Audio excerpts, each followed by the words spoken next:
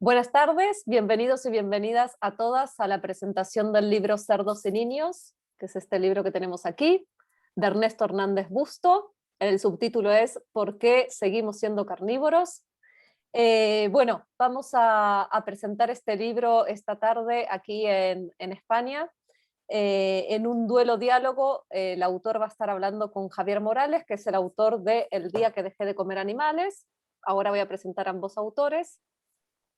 Y bueno, solo decir que Cerdos y Niños fue publicado por la editorial Interzona, que es una editorial argentina, que también comercializa sus libros aquí en España, con lo cual el libro se puede conseguir tanto en la Argentina como en España, en la página web oficial de la editorial Interzona o en las librerías de España o cualquier otro sitio web de venta como todos tus libros y demás.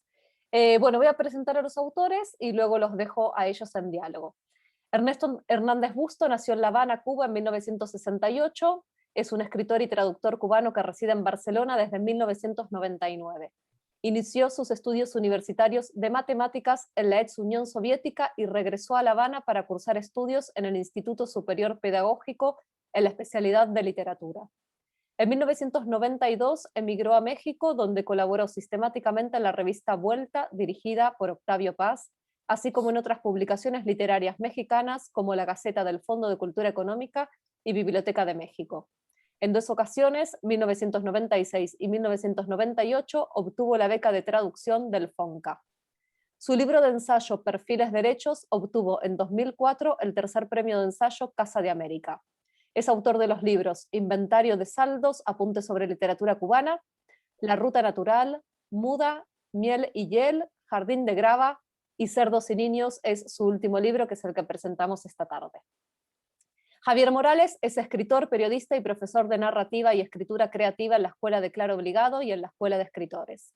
Ha publicado el ensayo autobiográfico El día que dejé de comer animales, que es el que ya les mostré, y las novelas Trabajar cansa y pequeñas biografías por encargo. Los libros de relato 8 cuentos y medio, Lisboa y La despedida. El último libro de relatos que sacó se titula La moneda de Carver y colabora periódicamente en El Asombrario. Bueno, la idea de hacer un duelo diálogo y poner a los autores a conversar entre sí es porque ambos libros tienen bastantes puntos en común y nos parecía, bueno, una buena manera de presentar Cerdos y Niños esta tarde poniendo en diálogo ambos títulos. Bueno, uno de los temas con el cual los dos libros abren la crónica o el ensayo es el tema de la experiencia iniciática en la infancia con el sacrificio animal. Entonces, bueno, yo les propongo a los autores que comencemos a hablar por ahí y luego ya que sigan por donde a ellos les parezca. Así que bueno, les cedo la voz a ellos para que empiecen. Hola, buenas tardes Florencia, buenas tardes Javier. Eh, sí, es una cosa que me llamó la atención cuando estaba leyendo el libro de Javier, como no solo tenemos en común que tratamos de traducir esto a una experiencia personal, suyo es un libro que empieza también tejiendo experiencias de infancia con otras reflexiones que tienen que ver con su activismo vegetariano, sino también el hecho de que eh, sin ningún tipo de relación entre nosotros hay referencias que se mencionan en ambos libros, referencias importantes que dan lugar luego a determinadas exposiciones, ¿no?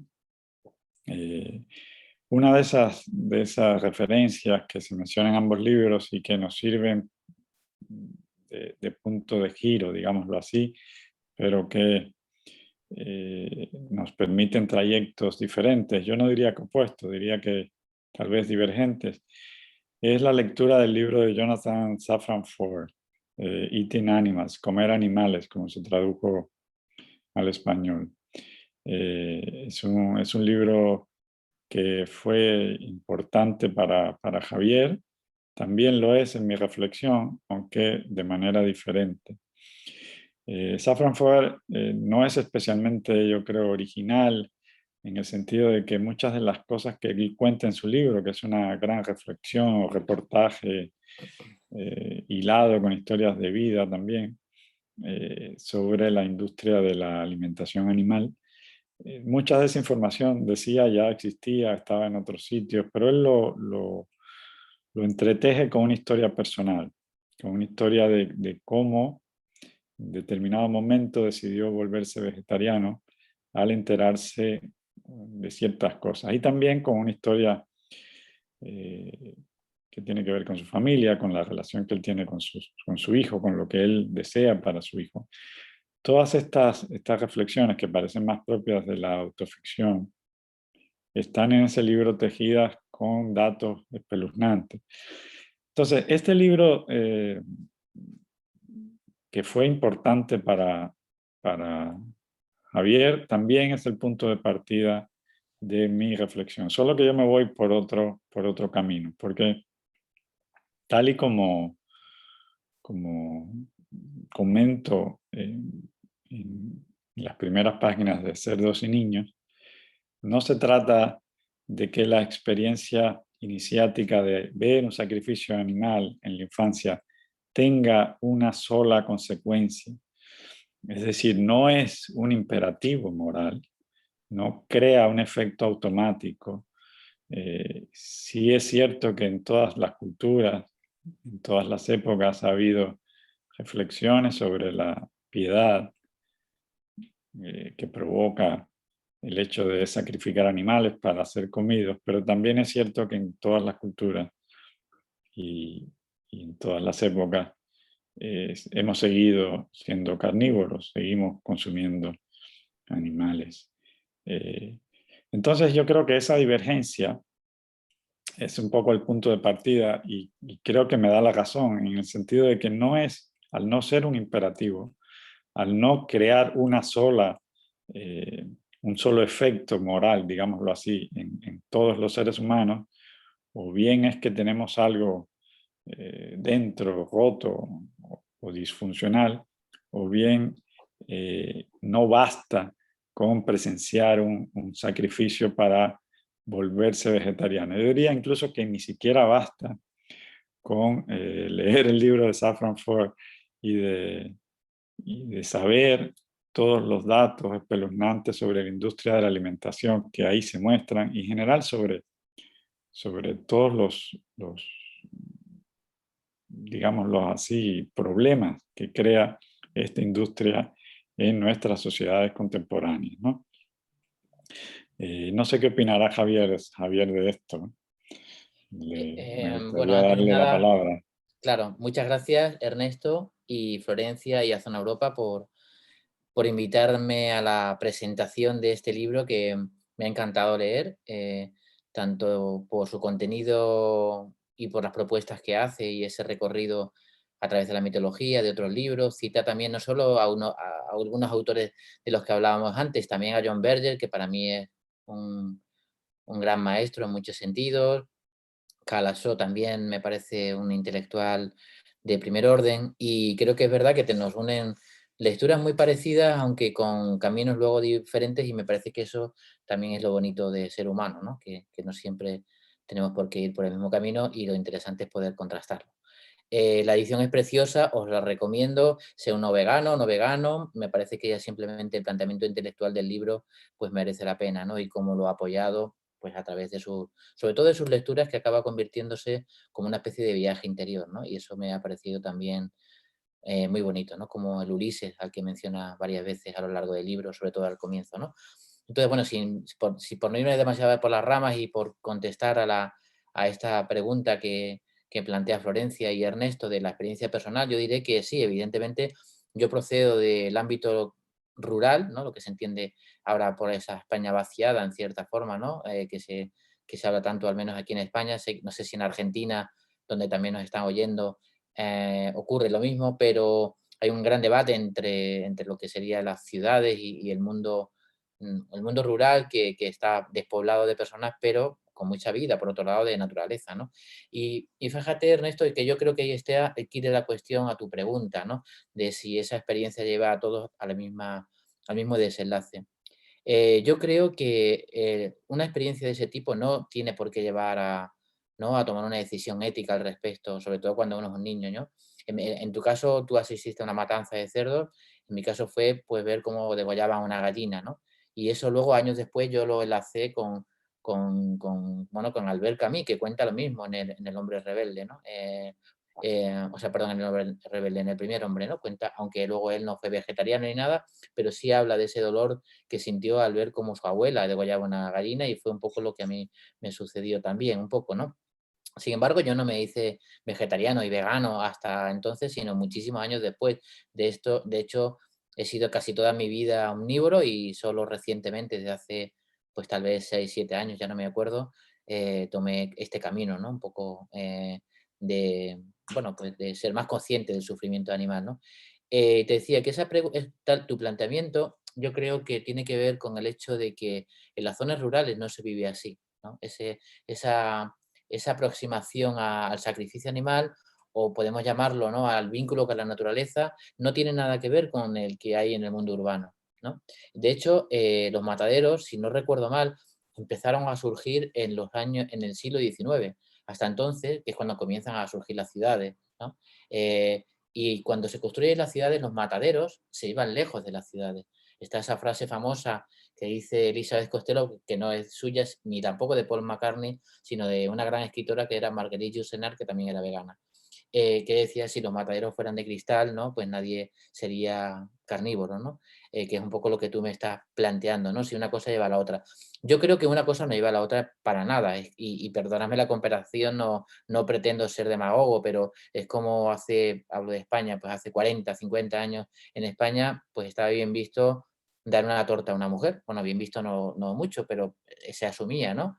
Eso, y uno vivía en ese ambiente y no pensaba que eso fuera reprobable desde el punto de vista moral. Solo cuando, entiendo yo, uno evoluciona, ¿no?, y ve las cosas de distintas formas, y sobre todo surge un sentimiento que es la empatía, que me parece una palabra importantísima en todo este debate, cuando se plantea si a lo mejor las cosas no son así, si la costumbre, que es de lo que estamos hablando, se puede cambiar, ¿no? La costumbre no tiene por qué llevarnos para nada a una decisión ética, ¿no? Y lo vemos en todas las facetas de la vida y lo vemos en otros países, ¿no? Por lo tanto, yo no veo tanto que sea contrario, bueno, que tu tesis lleve necesariamente a que uno puede tomar un camino diferente, sino simplemente pienso que una experiencia de ese tipo no necesariamente te lleva a tomar una actitud ética, como no nos lleva en muchos aspectos de la vida. Y que solo cuando uno es mayor, quizá, y cuando toma conciencia de determinadas cosas, toma una decisión, ¿no? No sé Ya, tú cómo no. lo ves. La duda es justamente esa. Hay muchísimos testimonios. Mira, uno que me conmovió especialmente, que está en las memorias de Canetti, de sacrificio animal. Yo lo que tengo la duda realmente es de si basta con que los mataderos sean de cristal, como diría, como diría la Yourcenar. Es decir, eso es un poco la misma tesis que sostiene Safran Foer, que él cree que lo que hay que hacer es hacer visible el sufrimiento animal para que la gente entienda, ¿no? Es decir, basta con que se vea para que automáticamente el ser humano proyecte una convicción moral sobre estos asuntos, ¿no?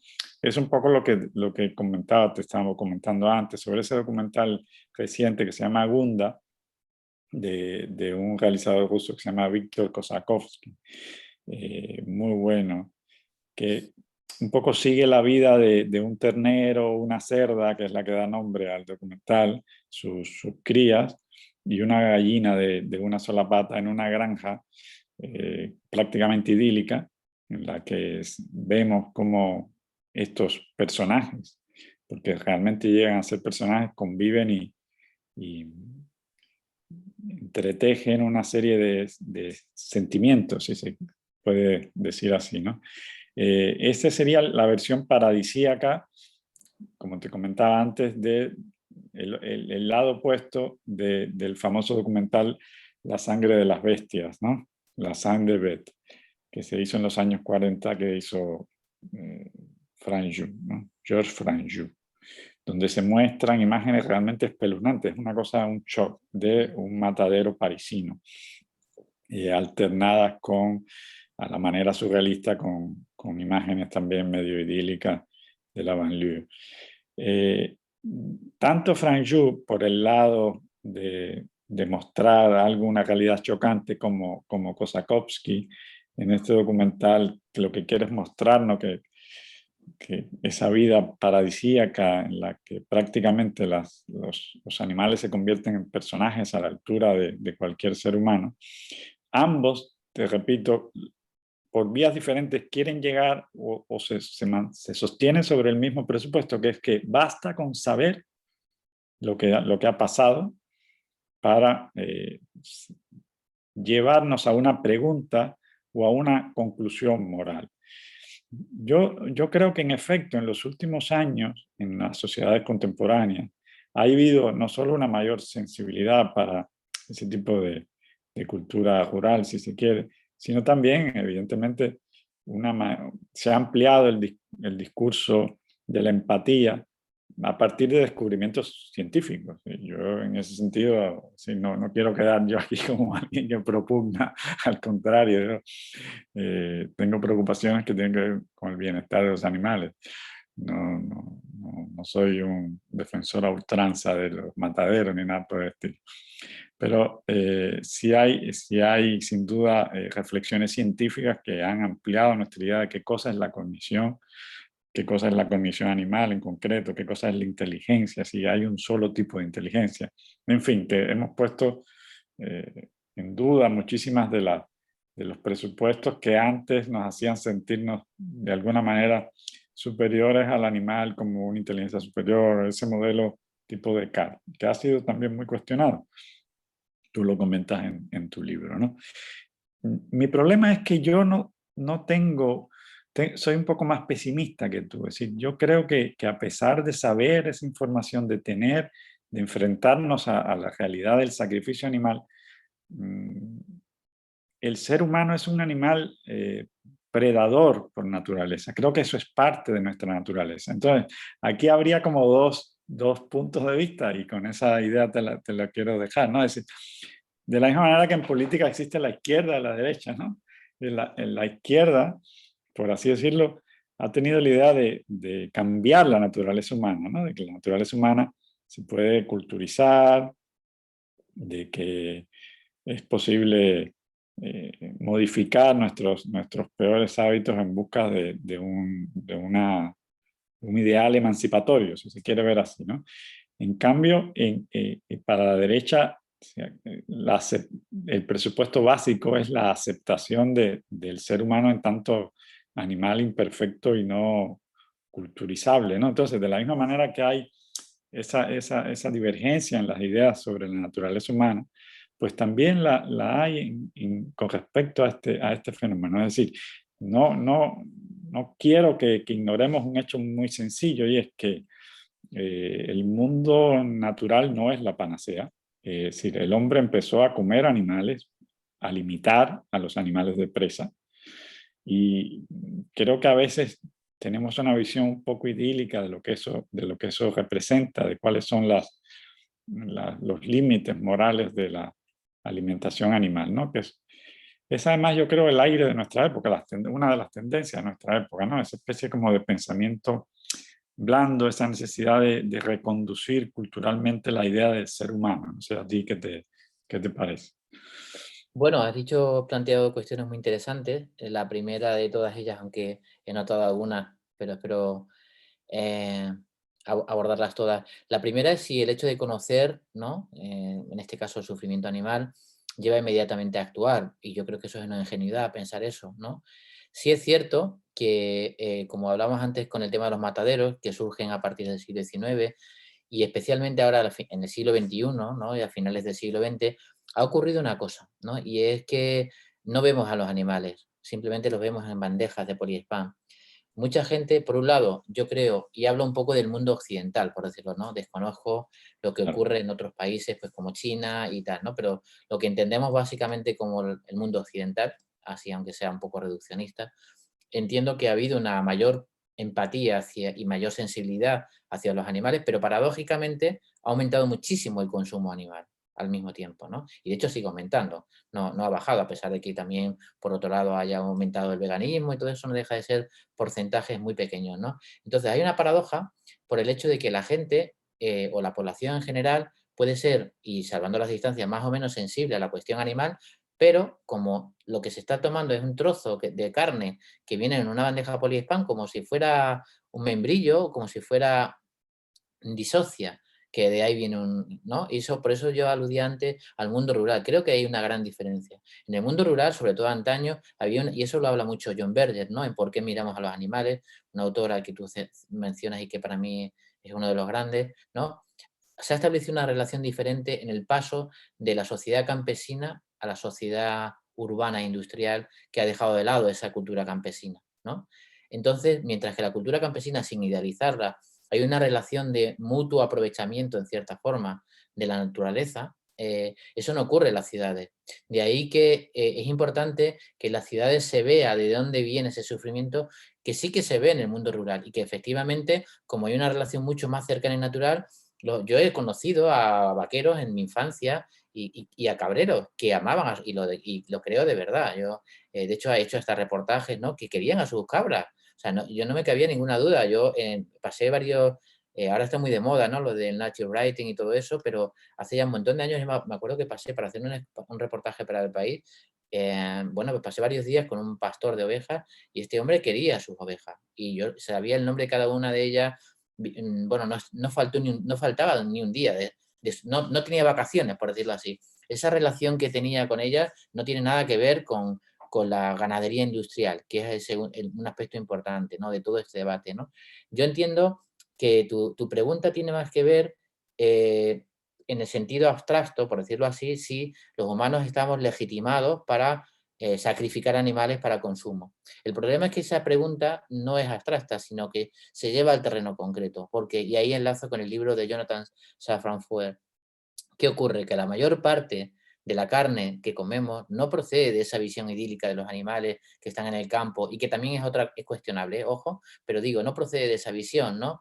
No, procede de mataderos y de granjas, que lo llaman, que no deja de ser un eufemismo, ¿no? Y además hay todo un vocabulario, ¿no?, pues para maquillar esa realidad, para alejarla del ciudadano, para que no veamos, ¿no? Y en ese sentido es así. Y eso yo sí creo que es moralmente reprobable. Hay una cosa que dice Jorge Riesman, uno de los filósofos con los que yo hablo, que además es amigo, y yo comparto bastante su punto de vista. Creo que en este tema hay dos posiciones morales, por decirlo así. Hay una que sería como obligatoria, ¿no?, y es la que tiene que ver estar en contra con con la ganadería industrial, que básicamente es lo que habla Jonathan Safran Foer en su libro, ¿no? Hace un recorrido por Estados Unidos y todo, bueno, pues la industria de la carne, ¿no?, que es muy poderosa, por otro lado, y tiene vínculos económicos muy fuertes con el poder y con la publicidad, con muchos medios, ¿no?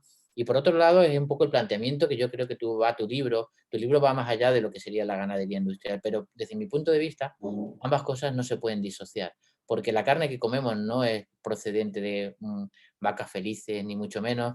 El pienso, incluso en la agricultura extensiva, la ganadería extensiva, el pienso que se come normalmente procede de Argentina, precisamente, de plantaciones de soja que muchas veces son transgénicas. Quiero decir, en un mundo globalizado todo está interrelacionado. Entonces, por no enrollarme demasiado, creo que para mí sí que es un imperativo moral para alguien que tiene empatía por los animales, ¿no?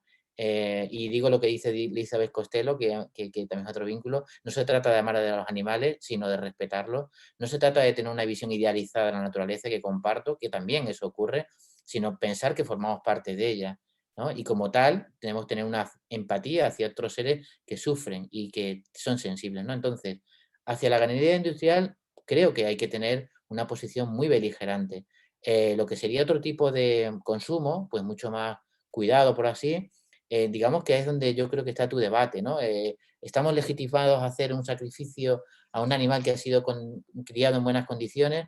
Mi punto de vista es que, bueno, lo deseable es que sí. Yo he optado por que sí, pero entiendo que otras personas no lo hagan. no, es que yo estuve leyendo lo que comentas del cabrero, también lo mencionas en tu libro y tal, pero siempre yo me queda siempre la pregunta, decía, bueno, pues el cabrero seguía comiendo cabras, ¿sabes?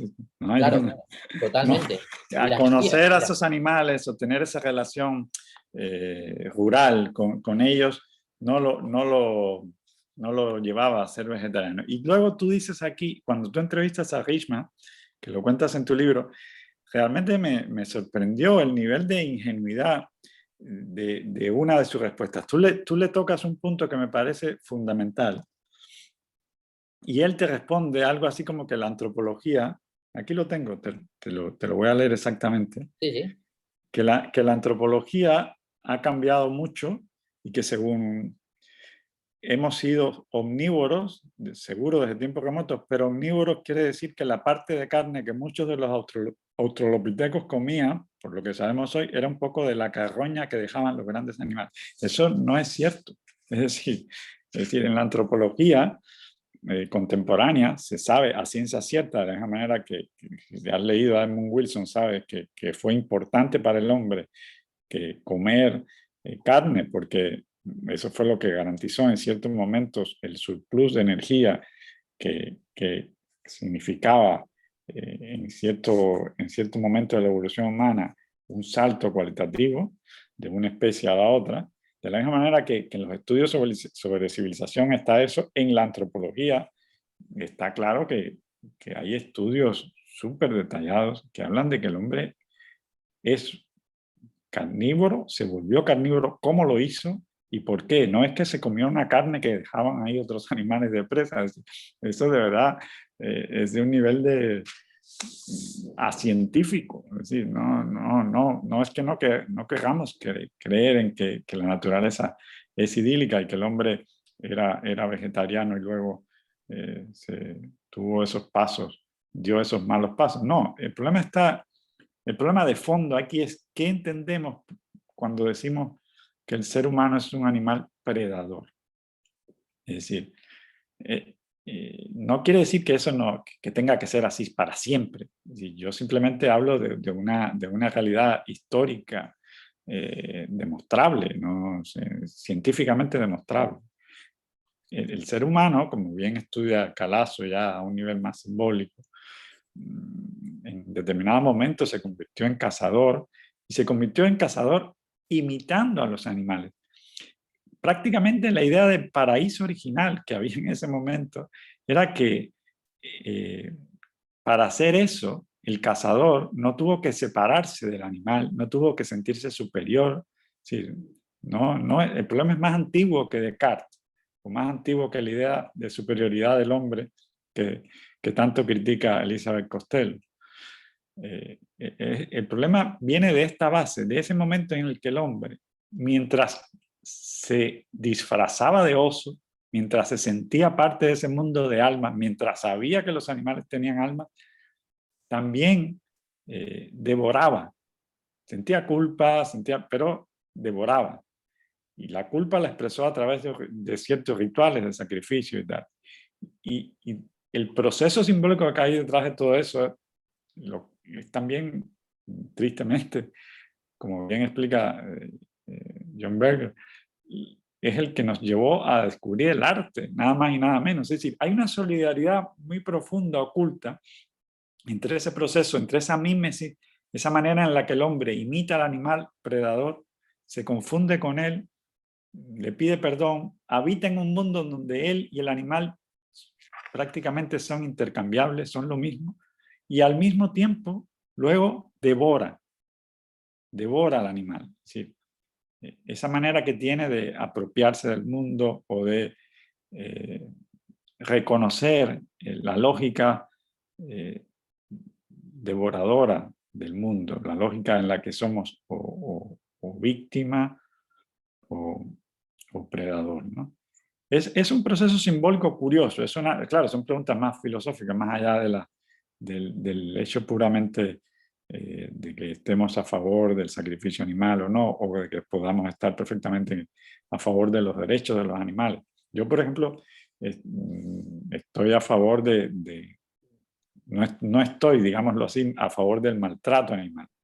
me parece algo perfectamente prescindible. Pero sí creo que de la misma manera que podemos criticar a la industria de la carne, que es una cosa terrible, podemos criticar toda la violencia sobre la cual se basa una sociedad. Es decir, como decía Oden en aquel poema, sin un poco de sangre ningún muro secular quedará suficientemente bien erigido, bien levantado, ¿no? Es decir, la sangre está en el origen del ser humano mezclada con todas esas cosas que llamamos civilización. ¿No? Hace unos años yo leí una buena columna a propósito del tema del debate sobre los toros y todo aquello, de Ángel Fernández Santos, creo que era crítico de cine en el país. Él decía una cosa muy seria, decía, vivimos sobre una cloaca de violencia. Una cosa es que sean los ritos que sean visibles y los que son invisibles. Hay muchos que son ritos invisibles, pero no dejan de ser violentos. Están ahí sobre casi cualquier cosa que tú puedes mirar si te asomas a tu ventana, ¿no? O sin levantarte de tu silla, ¿no? Los toros son, dicho así, uno de los ritos visibles. Él decía menos hipócrita, porque no es que no haya violencia en todas las otras partes de nuestra sociedad, ¿no? El banco, tú usas el banco, un banco está hecho de violencia. Si detrás de eso hay una violencia, una explotación colonial durante siglos, no sé, mil cosas que hoy en día nos parecen completamente normales, aceptamos que son parte funcional de las sociedades contemporáneas occidentales, todas están basadas en la violencia, porque es que, ya te digo, el problema de fondo es el ser humano, si se quiere así, ¿no? Sí, bueno, yo creo que esa es un poco la tesis que tú recoges en cierta forma en tu libro, ¿no? Que por otro lado me parece muy interesante cómo abordas también todo este tema del sacrificio, ¿no? El sacrificio a la hora de alimentarse y en otras facetas, en un sacrificio que también inspira el arte, por supuesto, y que también tiene mucho que ver con la religión en determinadas épocas, ¿no? Bueno, pues ya sabemos algunas religiones que prohíben matar cerdos, otro tipo de animales, o ahora, por ejemplo, el cristianismo que llega la Semana Santa, pues el viernes no se puede comer carne, en fin, hay una serie de rituales ligados a la alimentación. En algunas cosmogonías de otras poblaciones piensan, pues quizás que tú también lo mencionas en tu libro, más animistas en cierta forma, o bueno, que piensan en una cierta trascendencia también de los animales, no como meros mamíferos, piensan que tienen alma, ¿no? Y cuando matan un animal, lo sienten de verdad, pero se lo tienen que comer, ¿no?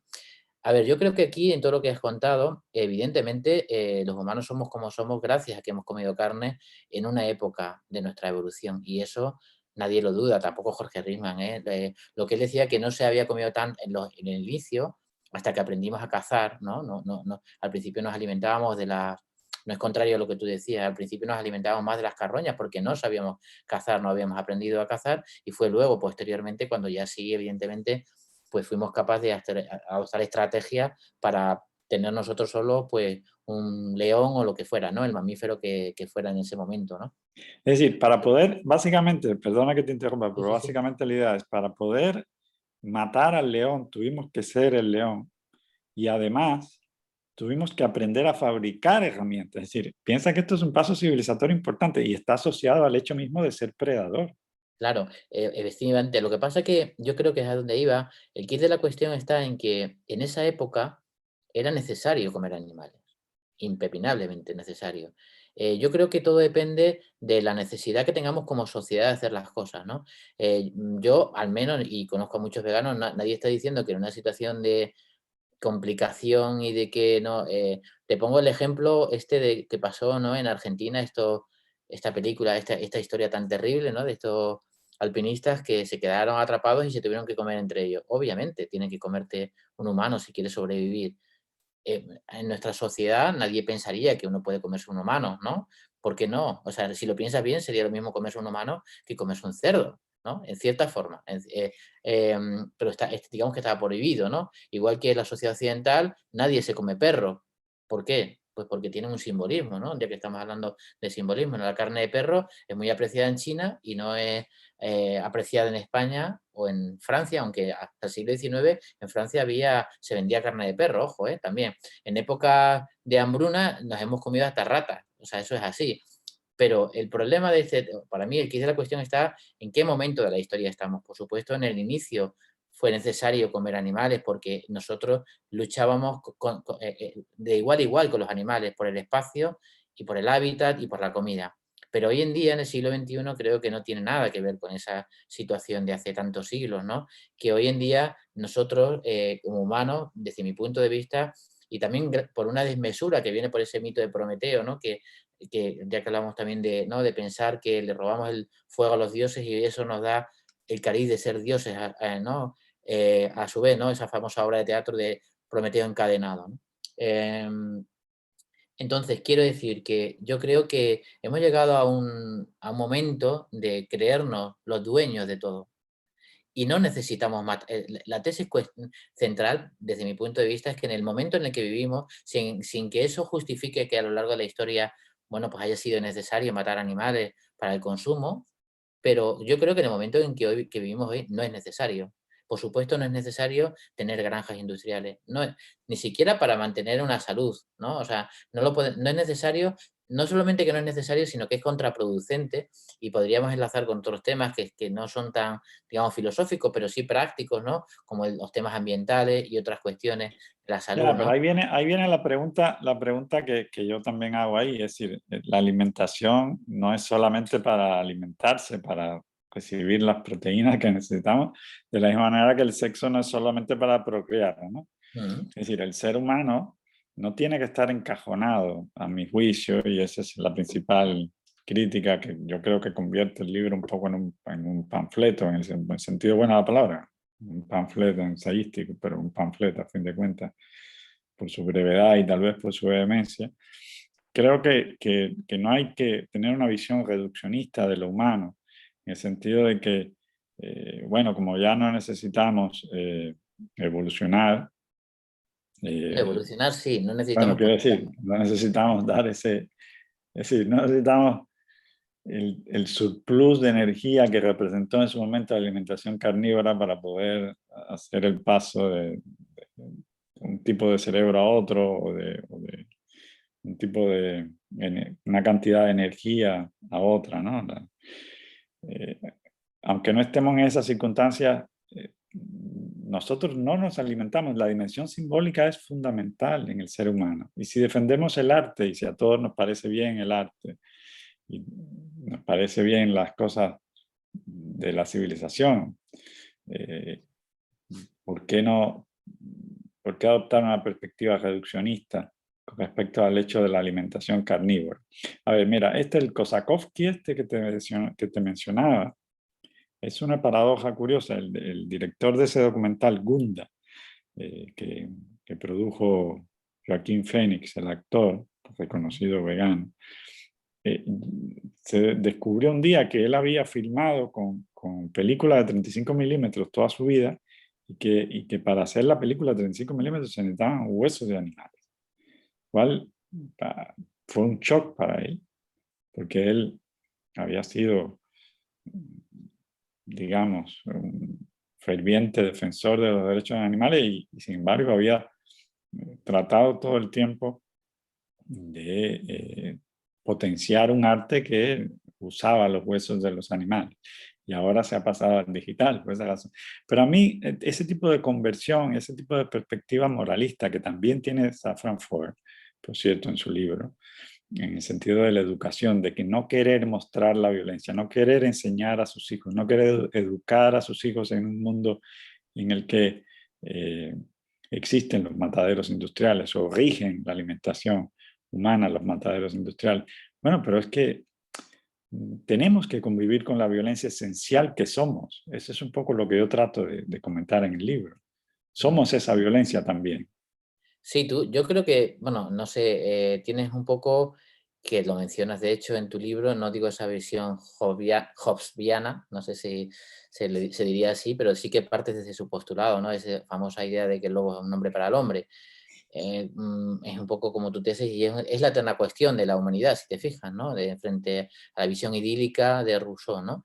Entre medias creo que hay otras posturas, que es donde yo me puedo encontrarme más a gusto. Ni pienso como Rousseau que todo es idílico y que la naturaleza salvaje, en la naturaleza salvaje es que por su propia condición los animales se matan unos a otros, pero es que eso forma parte de la vida, ¿no? Y eso no es nada ni idílico ni no es idílico, es la vida de la que procedemos. Ni tampoco creo como, como Hobbes, ¿no? Que estemos condenados a ser malos, por decirlo así, con el otro y a comernos al ser un lobo para el otro y comernos, ¿no? Yo creo que precisamente la cultura lo que nos enseña es a diferenciar nuestros instintos, que están ahí y son salvajes, por supuesto, ¿no? Antes mencionabas el sexo, ¿no? Pero hay una diferencia para mí muy importante entre el sexo, consentido, por supuesto, y entre el sexo y la violencia hacia los animales. Y es que en el sexo consentido las dos personas están de acuerdo y además es placentero, ¿no? En teoría, nadie... Pero bueno, incluso si uno tiene prácticas, ¿no? Más de flagelación y tal, si es consentido, bueno, pues a uno le gusta que le den latigazos, pues es perfecto porque está consentido. La violencia contra los animales no ocurre así, ¿no? Es cierto que dice, bueno, es que la comida forma parte de los rituales y es cierto, ¿no? Sobre todo, mira, en un país mediterráneo como España, la comida es, o en Francia, ¿no? Es casi un acontecimiento, pero si ese acontecimiento pasa por hacer daño a otros seres, pues a lo mejor hay que hacer otro tipo de comida, ¿no? O sea, que si no estamos hablando de quitar los rituales, Pero sino es de que el ser humano, significar... con su simple existencia en el mundo, por ejemplo, a decir, ¿por qué defender, según una idea de la sensibilidad ampliada, que los animales deberían tener opinión sobre el hecho de ser comidos, y no pensar lo mismo de las plantas? Sí. Bueno, ese es otro debate, ¿no? Y yo creo que ahí a nivel científico sí que hay pruebas irrefutables. Yo en el libro, como sabes, recomiendo, lo traía por aquí porque este libro de Frans de Waal, tenemos suficiente inteligencia para entender la inteligencia de los animales, que me parece fundamental, Muy ¿no? bueno. Este científico holandés, nada sectario, y aporta en este libro y en otros a lo largo de su vida como investigador, pues todos los avances que se están haciendo, especialmente desde el último tercio del siglo XX al XXI, ¿no? En torno a la cuestión animal, ¿no? También los hay sobre el mundo vegetal, no sé si estás ¿Perdón? al tanto. También ¿Perdón? hay avances Sí, científicos sí, muy sí, sin duda. importantes. Y seguramente si llega ese momento, pues entonces tendremos que plantearnos, ¿no? Todo está ligado también al conocimiento que tenemos de las cosas, ¿no? Eh, pero hay una cosa, por lo menos hasta el momento, lo que está demostrado, ¿no? Si dentro de 30 años se han averiguado otras cosas, pues tendremos que rectificar el discurso. Pero ahora mismo lo que se sabe, evidentemente las plantas no es que tengan exactamente una inteligencia, pero sí que se le puede llamar así. Está el libro este famoso de Mancuso, ¿no? La vida de las plantas, que te cuenta cómo se Tienen organiza. una sensibilidad, sin lugar a dudas. Sí, efectivamente, pero no son seres sintientes, en el sentido que estamos hablando aquí filosófico y profundo, ¿no? Y eso, la sintiencia, que es, bueno, una palabra que es un poco fea, pero ¿no? Esa Sí, capacidad sí. para, para percibir el dolor, de tener empatía, pues se da en la gran parte de los animales, digo a nivel, o sea, tal y como está demostrado ahora científicamente, y se tiene en duda en todos los mamíferos, por supuesto, en las aves, y se tiene en duda en los bivalvos y los insectos. Es, digamos, el espectro donde todavía no hay una certeza absoluta de que tengan ese nivel de sintiencia. Como se duda, pues hay muchos pensamos, bueno, pues entre la duda no me lo como. Pero sí que está demostrado que el resto de la cadena trófica sienten y sienten mucho, y en concreto los cerdos, que es ¿no? Que me ha parecido muy interesante que hayas elegido el cerdo, ¿no? Por todo su potencial simbólico y por la relación que tiene con los humanos y en tu propio país, que tú lo contabas, ¿no? Desde el origen de los tiempos, ¿no? Ahí no lo mencionas, pero habla la rebelión en la granja de Orwell. Bueno, el cerdo siempre ha tenido un papel simbólico muy importante, ¿no? Y entonces, bueno, yo creo que hay que diferenciar, que por supuesto que las plantas pueden sentir, hasta el momento, no se sabe que no tienen ese nivel de sintiencia, de dolor. Por supuesto, eso no quiere decir que haya que acabar con las plantas, porque formamos parte de ellas y dependemos de ellas, ¿no? De la misma manera. Pero creo que sí que esa cuestión es importante para el resto de animales, que sí que sienten y padecen. Entonces, por terminar, si yo puedo evitar dolor y sufrimiento a un ser vivo, ¿por qué hacérselo? Esa es la pregunta que yo planteo, ¿no? Y que planteamos No, mucho. no. Como norma de comportamiento, nadie va a estar en contra de ese apotegma. Es decir, no causar dolor. O sea, lo que pasa es que a ver, estas cuestiones, bueno, se desbordan el tema y la verdad es que vamos Claro. hacia un mundo en el que se diferencian de manera cada vez más clara esas dos posiciones que te digo. Es decir, la idea de que podemos cambiar al ser humano por medio de un proceso civilizatorio, cultural, por así decirlo, o el hecho de que la cultura sirve para mejorar al ser humano, para civilizar o que sirve para algo en general.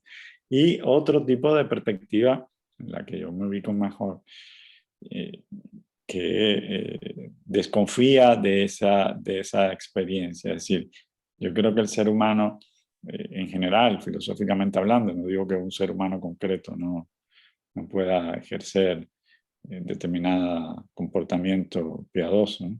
Pero en general tiene mezclado su potencial simbólico y este potencial simbólico es inseparable, por así decirlo de alguna manera, de las otras condiciones de su propia naturaleza, ¿no? Es un tema, te digo, que rebasa esto, pero por lo pronto es agradable conversar civilizadamente sobre visiones sin duda diferentes. ¿Sí?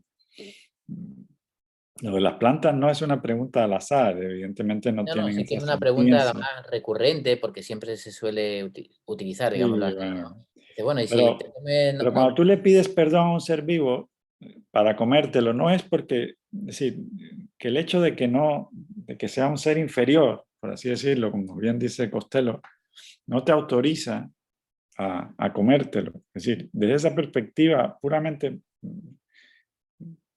moral, por así decirlo, de no harás daño, no someterás a la muerte de manera innecesaria, el, el diapasón se abre mucho.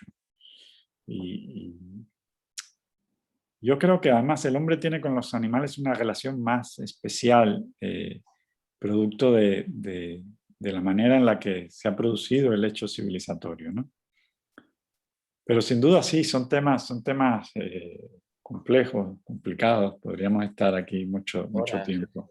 Claro, claro. Creo que ya llevamos ya una hora de diálogo. No sé, como Florencia, que es la mamá aquí, Bueno, que aparece de nuevo. aquí estoy. Llevamos 50 minutos, así que nada, Bueno, si queréis un poquito más, bueno, está siendo un duólogo súper interesante, o sea, me parece que es, bueno, que está bien como destacada un poco la tesis de Ernesto y sobre todo a mí me interesa como destacar que lo que Ernesto más propone en su libro son más preguntas que respuestas, ¿no? También digo en ese exacto, sentido, sí. claro, y eso me parece que es muy rico para un ensayo, ¿no? Siempre está bien abrir preguntas y no clausurar. Sí, sin duda. Y aparte, a mí me ha interesado mucho el libro de Ernesto, pues todo el trabajo que hace en torno a esto, ¿no? Al sacrificio como algo simbólico de nuestra sociedad, ¿no? Uno puede pensar que está de acuerdo con esos sacrificios o con determinados sacrificios y con otros no, ¿no? Pero sí que ha habido rituales, ¿no? Y es verdad que forma parte de la cultura humana a lo largo del tiempo. Lo que pasa es que no siempre todos los sacrificios hay que mantenerlos, no todas las costumbres hay que mantenerlas, ¿no? Y esa es la cuestión, yo creo, la cuestión básica, ¿no? Si, Claro, pero cuando una costumbre se mantiene durante tanto tiempo o cuando hay algunas cosas, no quiero decir que no se modifiquen, pero uno tiene que preguntarse realmente, es decir, detrás de la industria terrible, en eso estoy de acuerdo, de la alimentación animal masiva, tal y como se ha implantado en estos días, que prácticamente no tiene ninguna lógica. ¿Quién está? ¿Está un empresario malo? ¿Está una sociedad desnaturalizada? ¿O está el ser humano? En el fondo, es decir, detrás de ese fenómeno terrible que critican bien Safran Foer y que sin duda eh, tiene imágenes desgarradoras porque viola casi cualquier principio, ya no solo de derechos de los animales, sino incluso de la más elemental piedad. Pero, ¿por qué está eso? Es decir, la pregunta última apunta hacia la maldad del capitalismo, hacia la... o no recae, como creo yo, en el fondo, una pregunta más de fondo, que es sobre la condición humana, ¿no? Es Yo decir, fíjate, para responderte o para darte mi punto de vista, más que darte una respuesta, porque no es exactamente una respuesta, diría dos cosas. Primero, que es verdad que la carne o el consumo de carne de animales está en el origen de los tiempos. También su rechazo en cuanto surge la sociedad que entendemos occidental en Grecia, ¿no? Que aparecen los primeros contestatarios del consumo de carne, ¿no? Y empiezan a cuestionarse por qué hay que comer animales y todo eso. O sea, no es que sea algo reciente como una moda, sino que viene de lejos y ha habido escritores pues, a los que yo admiro, como Kafka o Milan Kundera, que eran vegetarianos, o Marguerite Yourcenar, que hemos citado antes, y que tienen esta postura ética, ¿no? Y luego sobre esta pregunta que haces, que me parece interesante, si detrás está el ser humano que es malo, que es un poco, yo creo que el leitmotiv un poco o el hilo conductor mejor de tu libro, ¿no? Esta visión hobbesiana de la vida, ¿no? Y del lobo del hombre como lobo para el hombre y tal. Yo creo que sí, que por un lado es cierto que está el capitalismo, ¿no? Eso es obvio, ¿no? Como que considera al planeta como una gran industria y de ahí que pero se en el llame... socialismo también hay mataderos Bueno, así, que ahí no va, es comida. ahí va también, ¿no? Que por un lado, pero bueno, ahora mismo vivimos con un capitalismo imperante y en ese sentido el socialismo, como se ha entendido respecto a la naturaleza, ha sido igualmente depredador, pero no solamente con los animales, con todo, a la hora de contaminar o sea, no creo que la Unión Soviética fuera un ejemplo de nada. No estoy justificando lo otro, ¿eh? Simplemente que digo, el sistema actual sí que impera a nivel global, llámalo el neoliberalismo, neocapitalismo, como queramos, y sí que considero el mundo como una fábrica, eso es así, ¿no? Después de leer el libro de Jonathan Safran Foer, uno tiene esa idea, ¿no? De que es una gran granja donde nos alimentamos, ¿no? Pero además de todo eso, como siempre, no solamente es el sistema económico, hay otros factores que tienen que ver y que van mucho más allá, ¿no? Y en ese sentido, otro libro que yo ahí menciono de Melanie Joy, que es una psicóloga norteamericana y activista, ¿no? De por qué comemos a los cerdos, nos vestimos con las vacas y... no, ¿por qué amamos a los perros? Nos Vamos a los comemos a las perros vacas, y nos comemos a comemos los a los cerdos. cerdos y nos vestimos con las vacas, que es súper interesante, ¿no? Por el término de disociación, ¿no? De cómo la carne forma parte de la cultura y eso es así. Eso forma, y es muy difícil erradicarlo, ¿no? Erradicarlo si pretendes erradicarlo, porque está, no digo en nuestro ADN, pero un poco sí, en toda nuestra cultura, a nivel ritual, a todos los niveles, ¿no? Y entonces es muy difícil, no es algo que uno haga así y ya se quita la carne, incluso toda la gente que deja de comer carne en algún momento dado tiene la tentación de volver a hacerlo. Y de hecho, muchas veces ocurre que vuelve a comer carne o huevos o lo que sea, porque, como decía Mark Twain, es como dejar de fumar. Uno fuma y es vegetariano y deja de serlo, ¿no? Porque nunca acabas de dejarlo del todo porque está muy dentro, ¿no? Y yo creo que va un poco por ahí, ¿no? O sea, que no solamente se debe al sistema económico, sino porque la carne, y hay muchos libros en este sentido que nos hablan hay una francesa también, que ahora no me acuerdo del nombre, que está publicada en una editorial, Plaza y Valdés, española y mexicana, que habla precisamente de eso, del poder de la carne, el olor, ese olor que tiene un poder y como, ¿no? Dentro del organismo, ¿no? Uno huele una carne a la brasa y la asocia a una determinada, ¿no? Cultura, a un determinado placer. Es mucho más complejo, sin duda, ¿eh? No Es sé, un placer que es inseparable de esa condición predadora. Sí, ahí es donde yo veo que no. ya. Ujú. No, es muy difícil en el caso humano trazar estrictos límites morales, porque lo trazas en ese campo, pero luego no lo puedes trazar en todo, no sé, porque es complicado. Seguimos usando cosas de piel, aunque seamos veganos, o algunas no. Es decir, el mundo, cuando te pones a mirarlo desde ese punto de vista, es un constante reto y te obligaría a infinitos eh, actos de contrición, si se puede decir así, ¿no? Sin duda. No sé, En Florencia, fin, cómo vamos, que tampoco queremos Bueno, aquí sí, aburrir ya estamos en tiempo. Si les parece, vamos cerrando. No sé si quieren. Bueno, yo me alegro muchísimo de haber puesto en diálogo ambos libros, que voy a aprovechar para mostrarlos. Este es el de Javier, ¿vale? El día que dejé de comer animales. Y el libro que estamos presentando, Cerdos y Niños, de Ernesto Hernández Busto. Bueno, la verdad es que creo que los dos libros dialogan de una manera súper interesante como está siendo y como ha sido este diálogo entre ustedes que son los autores de ellos. Y bueno, era como un poco inevitable no ponerlos en diálogo porque, vamos, tiene muchísimos Había puntos en mucha común. conexión. Y bueno, y ha sido un duólogo muy, muy, muy jugoso. No sé si el adjetivo, si el adjetivo es permitido en este tipo de, justo que estamos hablando de esto, pero bueno. Nada, por mi parte, agradecerles muchísimo que hayan estado esta tarde-noche aquí hablando de esto. Muchísimas gracias, Javier, por aceptar esta invitación a presentar el libro de Ernesto.